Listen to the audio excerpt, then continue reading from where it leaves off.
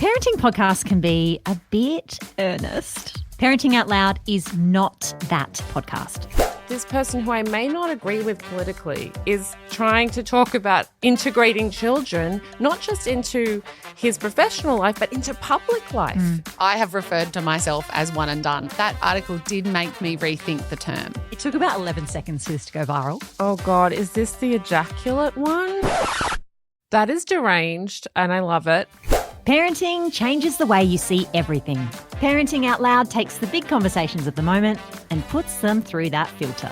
Because if parents are thinking about it, we're talking about it. Parenting Out Loud. Listen weekly wherever you get your podcasts.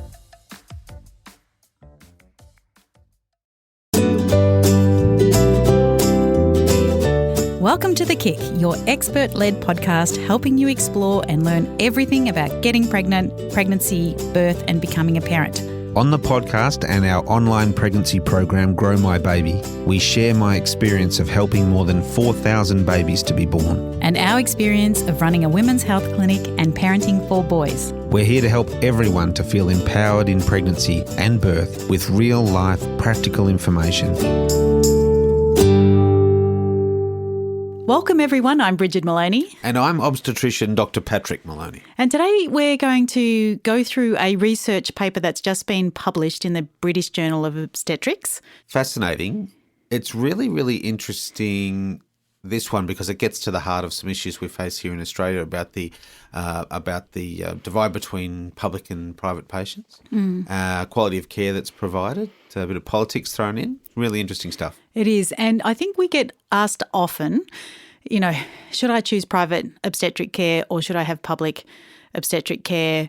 And honestly, we didn't have any data before to sort of say, yes, this is obviously a choice you could be making. But like this, I think this study will help a lot of people to make that choice. Yes, it's some of the first hard data we've really had on not only the quality of the care in terms of some key outcomes that they chose to analyse, but also the cost of the whole thing. So the study is called the Maternal and Neonatal Outcomes and Health System Costs in Standard Public Maternity Care compared to Private Obstetric-Led Care, a population-level matched cohort study. We're going to take all that apart and have a look at what all of those bits mean. Yeah. Okay. How How hilarious when they come up with titles like that. They're not very sort of headlining, are they? But No. And what they haven't done is lots of these studies have got, they use all the words in the title to make an acronym. So people call it the ACORN study or the this study or that. And this one, it mustn't have made a very good acronym because they haven't got one. Good. All right. So can you just maybe in a nutshell say what this study is? Sure. So let's just go through the title bit by bit so we can understand what we're talking about.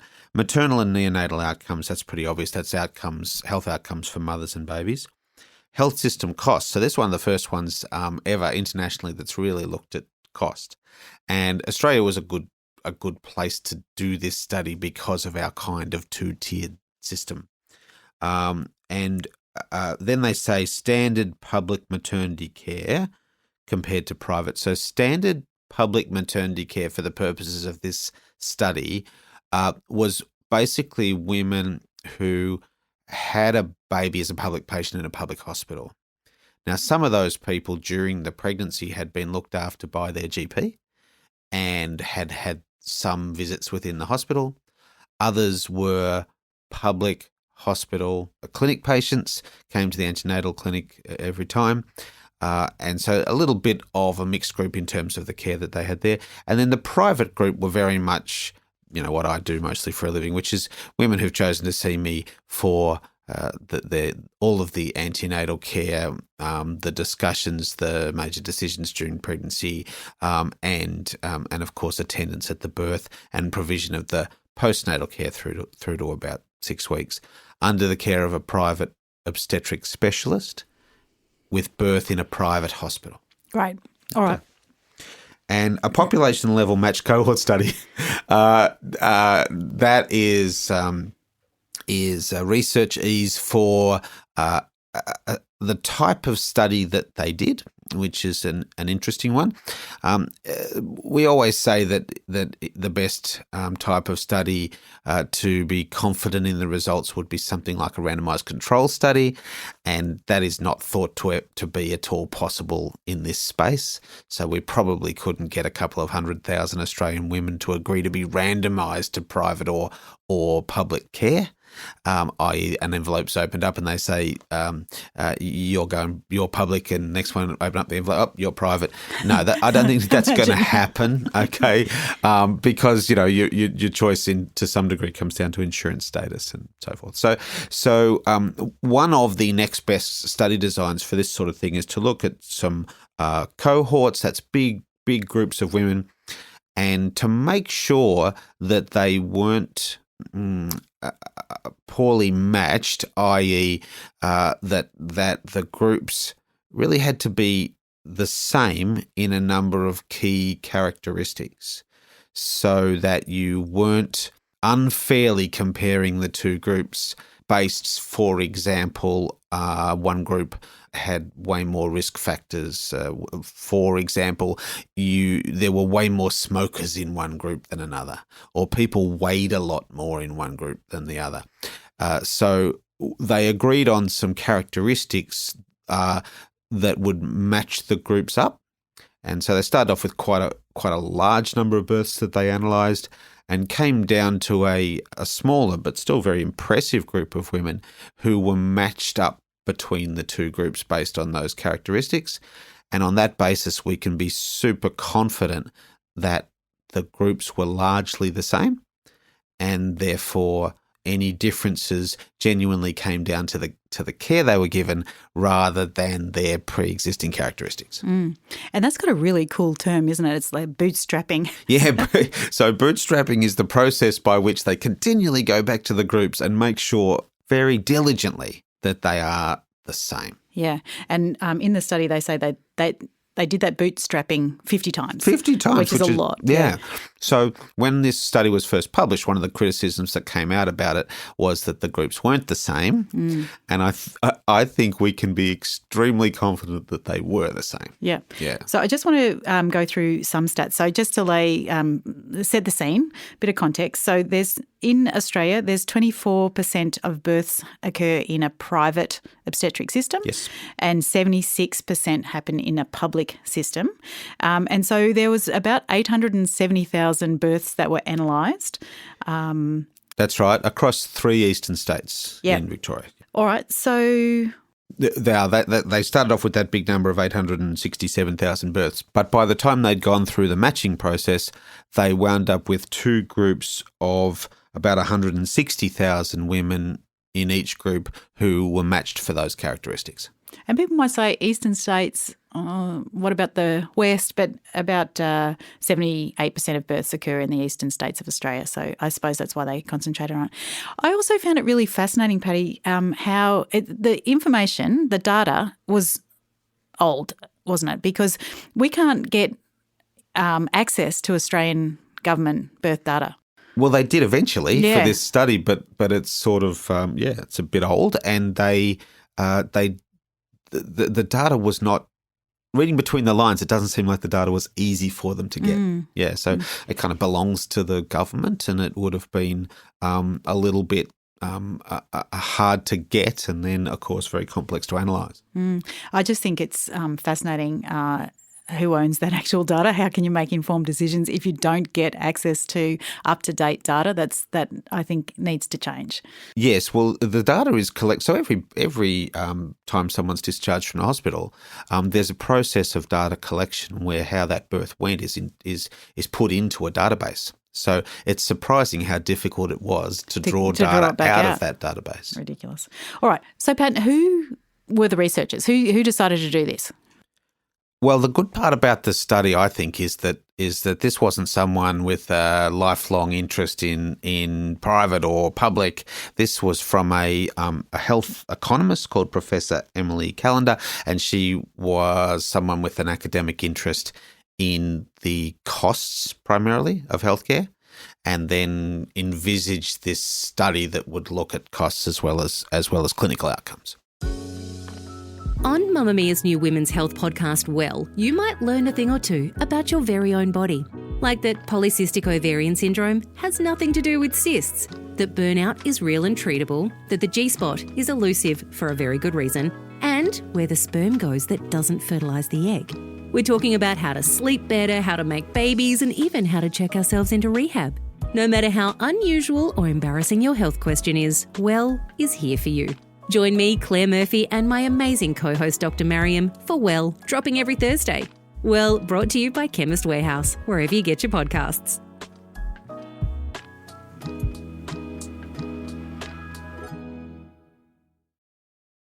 Okay, Patty. So it's fine if you've sort of started somewhere and you've gone, okay, well, I'm going to go public, but then midway through your pregnancy, you think, oh, actually, I'm going to go private, or vice versa. Yeah. What would they do then?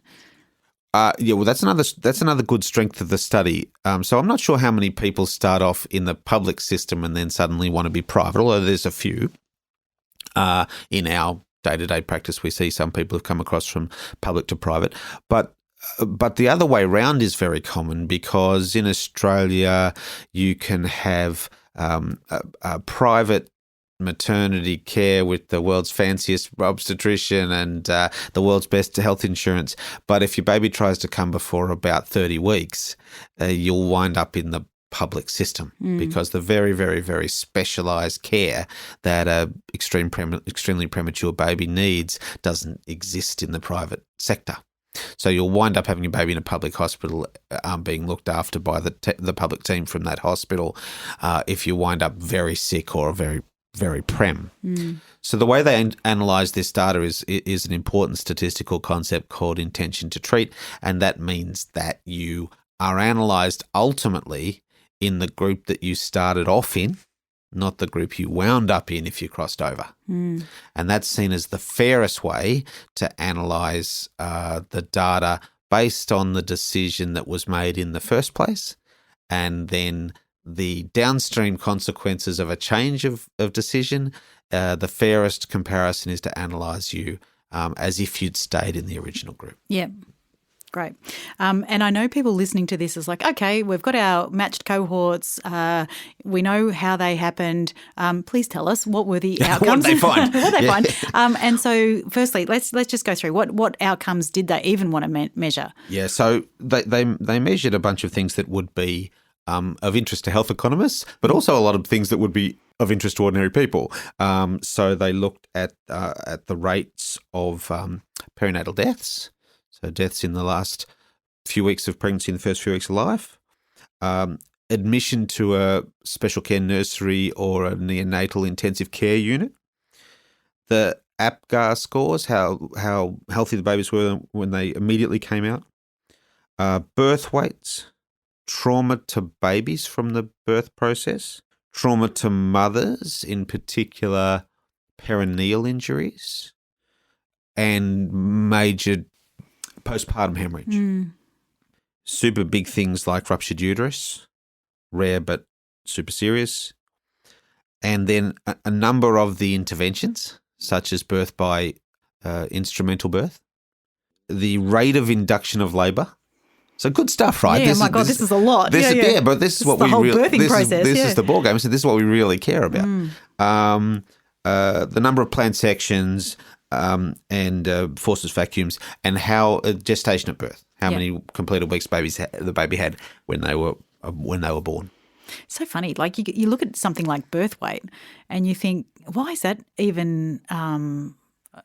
Look, we'll talk about whether that actually came out, but like, why would that be different in a public or a private system? Well, I guess that's what they were trying to find out. Yeah. Was there a difference?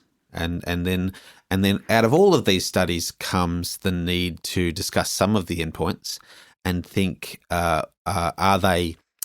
Is there something we can do about that? Is there an important difference in the care that brought that about? And what can one group learn of how the other group went? All right. Well, let's go to those findings because they are kind of fascinating, and that's one of the reasons why we even wanted to bring this study to everybody's attention. So, perinatal deaths. This is the scariest, isn't it? Like, well, I mean, not the stat, but the actual concept. It's still very rare, but yeah. Yes. So whilst that endpoint was rare in both groups, there were more perinatal deaths in the public care group. special care admissions, low APGARs, babies with significant trauma, maternal hemorrhage, bad perineal tears, 3rd and 4th degrees. All of these feared obstetric outcomes were more common in the public hospital group. And there were some findings that, to be honest, were a surprise to me. And the it wasn't surprising to me that there were more Caesars in the private group. Like a lot more Caesars, wasn't there? Yeah. A lot, yeah. So that is of no great surprise to me as a private obstetrician. Some people have come to me as a private obstetrician because they wanted to choose a Caesar as their mode of delivery, and they thought that either that wasn't available in the public sector or they would have to fight harder to get it. So it's not terribly surprising. Also, if you look at the data about induction of labour was significantly more common in the public care group. That surprised me so much. Yeah. Yes and no to me. I was surprised that the difference was there. But to be honest, I think that might go hand in hand with the Caesar result.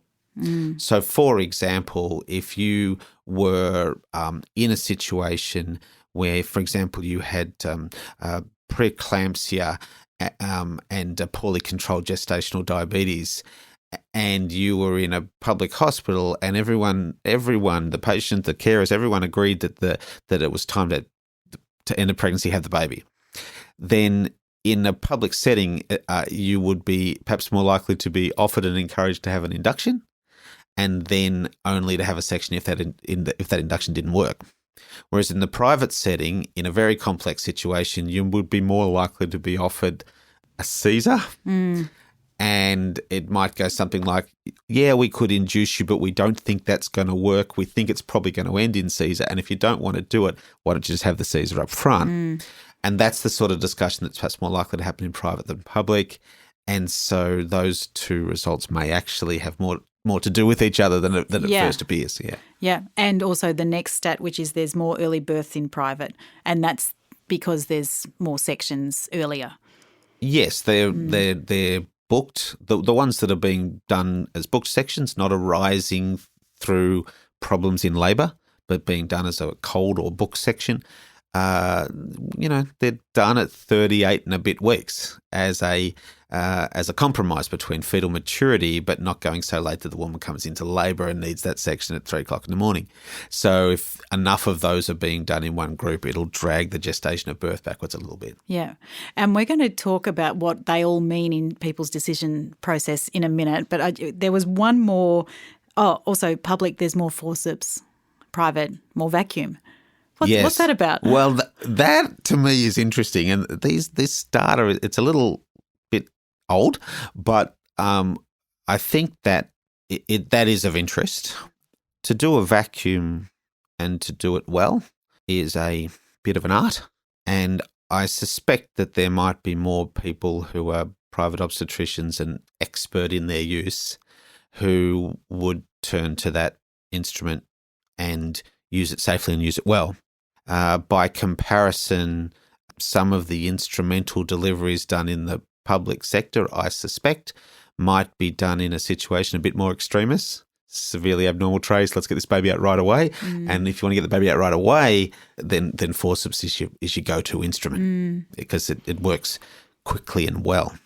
So that may explain a little bit of that. May be explained by a little bit of the difference in the way obstetrics is carried out between the two systems. Oh, so fascinating. The big thing that The Economist was looking at was the cost between the two. Now, this is the big one. This was the one that nobody saw coming and was fascinating. And that is that private, despite all of that, the private is cheaper. Yeah, cheaper to the government. So the government pays for 80% of all births, private or public. Anyway, but to be accurate, it's cheaper to all payers. So when you add it all up, it's cheaper. Okay, can you please explain? No, it's just that you said cheaper to the government. It's cheaper to everybody. So if once you've added it all up, once you've added the all payers. What are all payers? Government, insurers, out-of-pockets. So the thing we have to know about the Australian healthcare system is that there's one big payer, that's the government, and then there's a smaller payer, that's people's private health insurers, and then there's another payer in the private sector, which is out-of-pocket costs people pay above and beyond their insurance. And before we talk about what it costs actually ordinary people at the end of the day, we should just say that the study made a very, very interesting and, to me, unexpected finding that when you added up all of the costs, forget who's paying, just add up all the costs, a birth is cheaper in the private sector than the public sector. That's phenomenal. And people might actually be shocked at how much a birth costs. So for public, it was found that a birth costs the government $28,645, and in private, it was $22,757. So a whole nearly $6,000 cheaper. Yeah. Yeah. And let's be clear. In the first instance, the government's paying almost all of that bill, and in the other, that private number of 22,000, about 6,000 less. There are multiple people paying that bill, but if you add the whole thing up, it is cheaper. Yeah, it's amazing. So let's go to the out-of-pocket costs, because our listeners, that's what they would be concerned about. Firstly, you've got to have private health insurance, but your out-of-pocket cost on average was $4,285, and if you're going through the public system, $472. Yeah, so $472 if you're a public patient in a public hospital is bound to be some out-of-pocket pharmaceutical costs that you've paid at your community pharmacy. Maybe a test, like I think some of the 12-week tests. Yeah, exactly. That some of the tests, like a NIPS test, is not fully funded through your public hospital, and you've gone and had that in the community. Yeah. And that figure looks about right to me. And then the much larger cost for private to the patient is obstetric gaps. Yeah, that's the contribution to the overall cost. And maybe some excesses on a private health, and then the rest being paid a small amount from your insurer and a large amount from Medicare. You know what my non-economist brain does is the extra $6,000 it costs to put people into public, like that should be funded towards more private if people want to choose that. Yeah, well, maybe. So we'll go on to what we can learn from this. Well, I do like that. Say if all the private births, so that 26% that still have their babies in private, went to public, it would need a $1.77 billion extra government funding. Yes, and this is why people, the various people, mouthpieces for the private industry are saying this study doesn't only confirm that we're doing a good job. It says that we're actually overall cheaper. Yeah. So for God's sake, continue to fund the private sector. And fund people like patients in the private sector. Yes. So it probably needs to be cheaper to be insured. Yep. And perhaps the gaps which are a necessary part of life because the insurers don't pay us enough money to run our practices if we just took what the insurer gave us, then there needs to perhaps be some sort of government support for those fees as well. Yeah, exactly. God, they haven't gone up in the 15 years that we've been doing the practice? No, it's shocking. Bloody pathetic. So the real cost to people of taking up care in the private sector has gone up significantly over my career, well above and beyond inflation. Yeah. It's just because the private health insurance rebates to the practitioner just hasn't moved at all, really. No, and meanwhile the cost of providing the service has gone up enormously. Yeah. I just wanted to make the note that when they were doing the analysis of the public system, they couldn't include the medico-legal amount. Oh, yeah, because nobody knows. Nobody knows, and that's not information that can be sought. And then it went on to talk about even in the UK, like the medico-legal is just out of control. So more money is paid out in litigation in the UK than in delivering care to pregnant women. Yeah. That's sort of beyond belief, isn't it? Yeah. So that's in a system that's almost exclusively public. So that is a figure that just blew my mind. Yeah. And I also want to say something that comes up on the socials quite a bit is that private obstetricians get more money for doing Caesars. That's why there's so many Caesars. Oh, yeah. I've mentioned this in the podcast before, but can we just talk about that for a sec? Yeah, that is you still see that in online discussions and things like that. And of course, that's certainly in Australia that's never been true. So if I assist a woman with her birth in the private sector, then there are two item numbers that apply to that, and those are the item numbers that we would send to the insurer saying that's the work we did, and then they would pay us. And they are entirely related to complexity and not to mode of delivery. Yeah. So it's the two items. There's one that pays X dollars and one that pays X plus 50% dollars, and they are related to complexity. Did the person have diabetes? Did they have preeclampsia? Were they a high risk person to start with who needed tons more care? But it's not whether they had a section or not. No. However, in the public system, caesareans are funded higher than vaginal births. Yes, and yes, and that's because the public system is a branch of the government, and they can just say it costs more for us to go to theatre, have an anaesthetic, call a paediatrician, do an operation. So give me more money, please.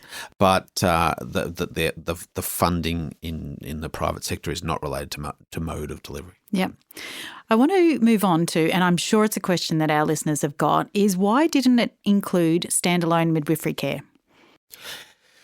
Yeah, it would have been kind of good if they did, and the costs, for example, would have been really interesting because sometimes people find it surprisingly expensive to have community-based standalone obstetric midwifery care.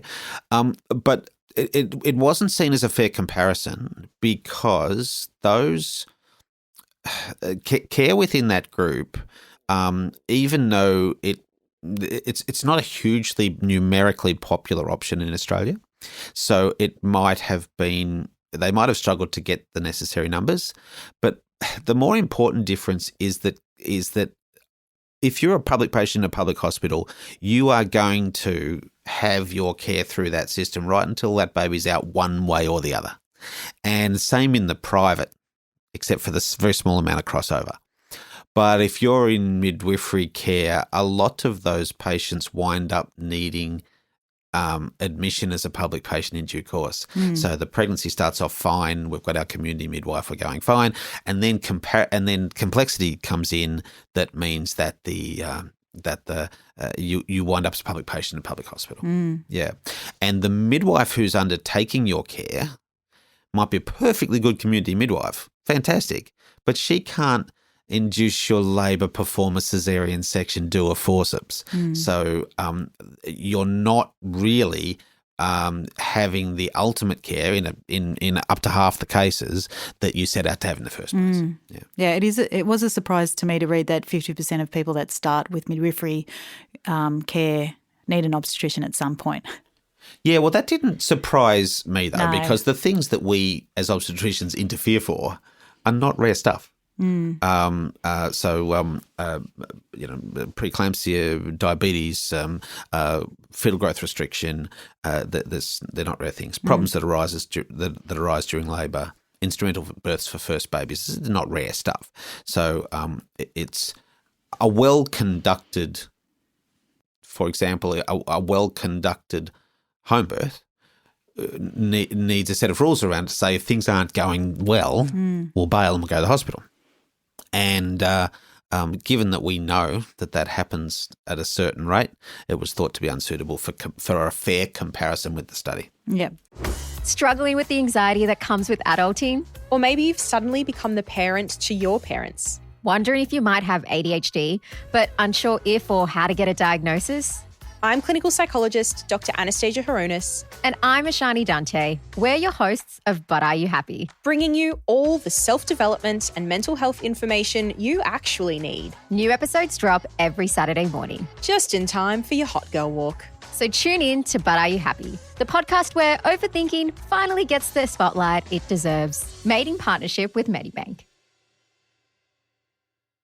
What do you think people should take away from this? What are our learnings? What can we impart to our listeners? I think that the study has seriously debunked a couple of findings. A couple of things that people believe to be true with no real evidence, and I think that's been useful. And I think that the cost one is fascinating. But really, it's demonstrated that there are some things that we somewhat suspected to be true, and people could use this data to make their decision. So, for example, let's say money was no object and it didn't matter, and the absolute outcome, the deal breaker for you, was a baby that needed a NICU admission. Well, there you go. There's a clear difference between the groups. Go with the one. Go with private. It's got a lower rate of that. If the absolute deal breaker for you was caesarean section, then there's a significantly higher caesarean section rate in the private. And again, you can use that to make your decision. This is one of the first times that data has been put out there for fair and even-handed analysis. And I think if anyone's listening to this and they've gone, oh, they've picked it up and it's the first time you've been introduced to Dr. Pat and Brigid, we've got episodes on all of those things. So we've got one about perineal injury and tearing. We've got one on postpartum hemorrhage. We've got NICU. Just go back into the back catalogue and go, okay, well, I need to know more about what you've just said. What does that mean to me, and what does that impart to me to help me make a decision? Yeah. I think that's really good. You know, one of the biggest things I got out of this, Patty, was the importance of continuity of care. Yes. So that is what's thought to be behind some of the major differences. No doubt some of them are just experience. Yeah. So an obstetrician working in the private sector has probably done an awful lot of vacuums. So they're good at it. Yeah. Okay. And in the public, it might be done by a trainee. Yeah. So that is, no doubt some of it is experience, but some of it is judgment. So that would, in my mind, comfortably explain some of the better outcomes that this study found that on average private care provides. And that is that you can exercise judgment in advance if you know the patient. Yeah, and you've seen them, 4, 5, 6, 10, 12 times already. Well, it's about 15 times, isn't it, if they book from the start. So that you can so you get to know people very well. You are one of the problems if you look at something like fetal growth restriction is it hides in plain sight. And if you come to the public antenatal clinic a dozen times, but you see a dozen different carers, they are less likely to pick the fact that your baby doesn't look big enough from across the room. But in the private sector, someone walks in and you know they're 30 weeks and you have a look at them from the doorway and say, we've got a problem. Yeah. Yeah. Let's investigate. Yeah, and that's because there's somebody you know, and you look up and you see them and their tummy's not as big as you think it should be. So what do? Straight ultrasound, have a look. That bit's sort of not surprising to me. One of the things that they didn't, I know this was of interest to you, and of course it's of interest, is they didn't really look at satisfaction. I know. That just blew my mind because we're dealing with a situation where 1 in 3 women say that they had a traumatic birth.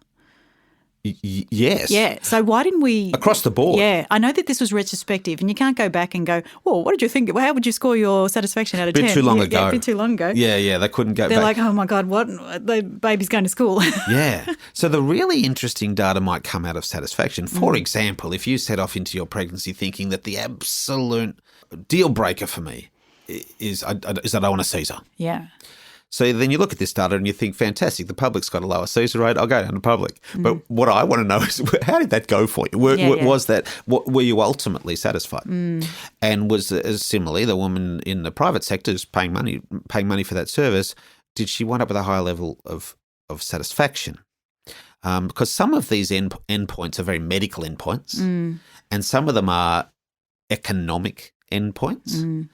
But the patient is in the middle there somewhere. It'd be fascinating to know whether they were happy with their cohort, with their group.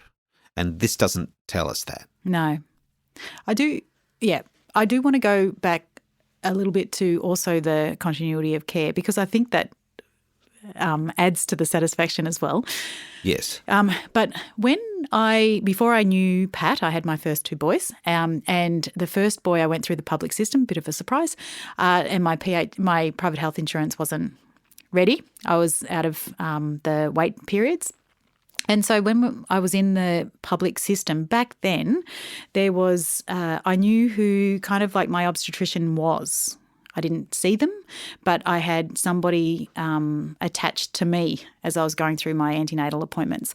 But that's kind of not the case anymore, is it? When we were watching the NASOG, which is the governing body that sort of was talking about this study, they were saying that used to be the case where there was smaller numbers attached to one obstetrician, but now there's big numbers attached to the obstetrician who you will probably never meet until the proverbial has hit the wall. Yes. And all of a sudden they're this bearer of bad news. I mean, that must be so unsatisfying as an obstetrician. Yes, so it is very unsatisfying to come in.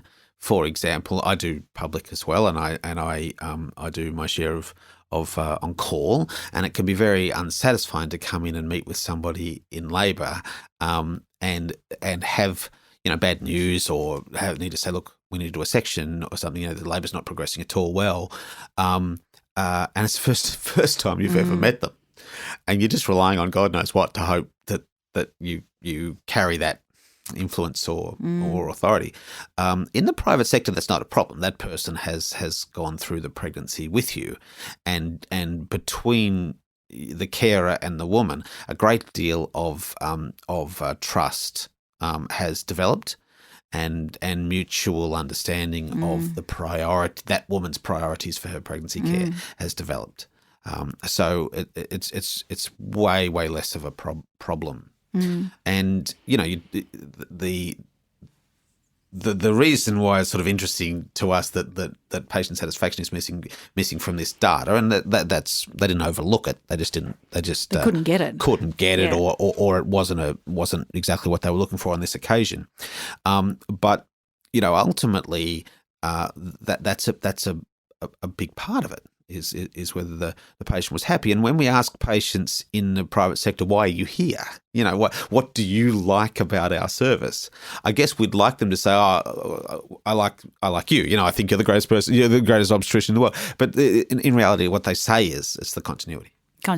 Yeah. And that can be, we don't have it enough even in public, where it can happen within like a team-based approach where you have midwives who are doing most of your antenatal care, but it's small, and like you allocated a group of midwives for your cohort or whatever. Like, we still don't have government funding for that. I think that might be a lesson from, say, this study to go, okay, well, if it's continuity of care, how can we bring some of that from the private sector into the public sector? Yeah, so I think that brings us on quite neatly to the question. Probably the best question is, what can we learn from this study? See, it's no great use taking this study and saying, no, private's better, right? That's not a thing. Because there will always be a public sector, and needs to be a public sector. So I think that the really interesting question is, what can public learn from private, and what can private learn from public based on this data? And in the discussions that have gone on in the obstetric world about this data, again and again, I'm hearing obstetricians say, I wish the medical obstetrician, so the obstetrician, the obstetric registrar, had more of a presence in the antenatal care and advice and decision-making part of pregnancies, rather than just being that ambulance at the bottom of the cliff person that their job probably increasingly is. So in the public sector, the first time you might see a doctor with an obstetric qualification would be in the setting where something's gone wrong. And maybe we need that person to be more involved in patient care before that thing went wrong in the first place, to help formulate a plan to help it stop going wrong. It is difficult. Like, again, me, I was low risk. Who knew that I was low risk? I was in the right spot. I was in the right group for my care, and who knew that the actual labour and birth was going to go so pear-shaped. Sure. So it's very tricky. But I think if we could take away about how do we do that team-based care, how do we provide some continuity of care, how do we introduce the obstetric team to the midwifery group, how do we all work together instead of sometimes this divisive approach to the birthing woman. I think that will increase the satisfaction enormously. How does somebody make an informed choice on where to have their baby? In which sector to have their baby? Yeah, well, I think that we've broken down that data for people today a little bit, and that could be helpful. Talking to family and friends and GP and other people around them is probably how it's been traditionally done, for better or worse. This is some of the first sort of hard data available to people to say, right, well, these are the outcomes, and what do I think? There's increasing amounts of people taking up health insurance again. So we had a bit of a dip, but apparently after COVID it's increased. Alarmingly, women are less insured than men. Yes. Which is weird. Yes. But if you don't have private health insurance and you're listening to this and going, oh, bugger, I always say just find the very best hospital cover you can afford. A lot of people get all taken by the fancy flashing lights of the extra cover. Yeah. But it's really the hospital cover that is the expensive cover, bit. Yeah, it is the important bit. Oh, yes. And of course, being aware of wait times. We see some very frustrated people who have taken out private, get pregnant the next day, and it doesn't cover them in time. NASOG, the organisation that you mentioned before, is an effective lobbying organisation who talks to government a lot about equality and parity and the distinct unfairness of the fact that a lot of expensive private health insurance products don't cover obstetric care, as if every single pregnancy was planned. Yeah. Which is, it's certainly not. Like the stats are pretty high for them to be unplanned pregnancies. Absolutely. Even within solid relationships, the exact timing of the relationship of the pregnancy is not commonly planned. And if we look at a completely unplanned accidental pregnancy, the woman walks away from that contraceptive failure with a significantly higher health and economic burden than the man does. Yeah.